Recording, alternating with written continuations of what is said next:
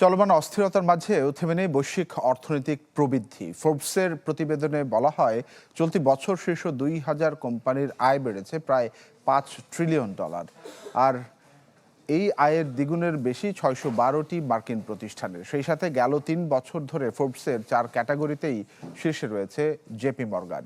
গ্লিটারের twin lemon ও antibacterial formula বাসনকে চকচকে জীবাণুমুক্ত করে আমাদের দেয় গ্লিটার গ্যারান্টি। বাণিজ্য চুক্তিতে যুক্তরাষ্ট্র প্রতারিত হচ্ছে। ট্রাম্পের এমন দাবি সত্ত্বেও বাড়ছে বৈশ্বিক প্রবৃদ্ধি। এক কথায় ট্রাম্পের শুল্ককে বৃদ্ধাঙ্গুলি দেখিয়ে এগিয়ে যাচ্ছে বৈশ্বিক অর্থনৈতিক প্রতিষ্ঠানগুলো। গেল 2 দশকের বেশি সময় ধরে বিশ্বের বৃহত্তম 2000 প্রতিষ্ঠানের তালিকা করে আসছে ফোর্বস গ্লোবাল 2000।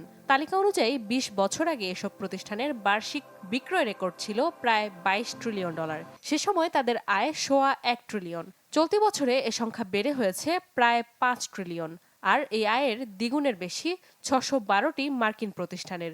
শুধু S&P 500 সূচক গেল 2 দশকে বেড়েছে 5 গুণ, যাতে রয়েছে ওয়ালমার্ট, অ্যালফাবেট, অ্যাপল, এনভিডিয়ার মতো প্রযুক্তি প্রতিষ্ঠানের শেয়ার। গেল 3 বছর ধরে ফোর্বসের এই তালিকায় শীর্ষে জেপি মর্গান। গেল বছর যাদের শেয়ারের দাম বেড়েছে 30%।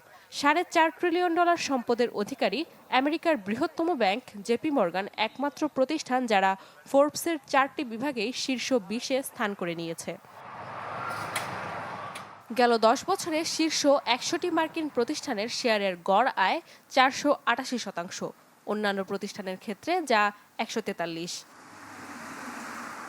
নাদিয়া ইসলাম তুলি, চ্যানেল 24।